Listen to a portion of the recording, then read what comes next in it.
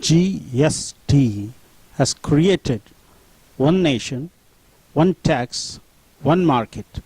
It really sounds very nice. Then, what is the problem for the people to get onto the streets? This is what one leader from the ruling dispensation has to say about the problems faced by specific sector of this country.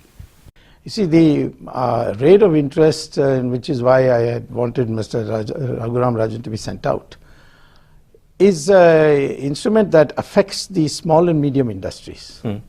The big industries, they can borrow money abroad also. And in the United States, you can borrow for 2%. Right. So here, being 12%, 18%, it's very cruel.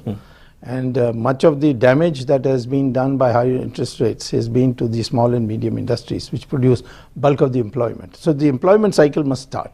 And that can only start if you get the small and medium industries moving. That means the cost of capital must come down.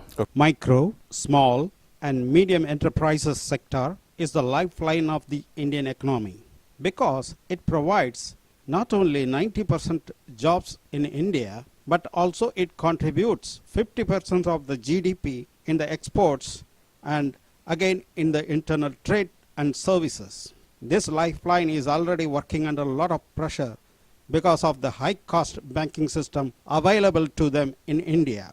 The stringent GST procedures have contributed additional operational costs on this sector. This has to be seen in the backdrop of the cheap Chinese goods that were being imported by various people.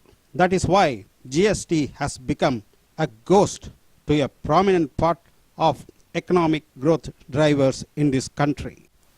Because of stringent protocols, complicated procedures, the GST has become a true ghost to the micro, small, medium enterprises in India. Ghost in a real sense, because if you falter to pay the taxes or commit mistakes, your head will be blown. If you pay taxes, you will be served with the next tax slip.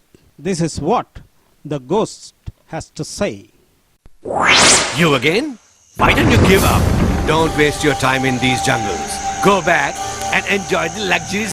The government of India, in consideration of helping out these small medium enterprises, have announced some concessions and exempted some registrations. How far it will be useful to these people? We will take up that issue in the next part.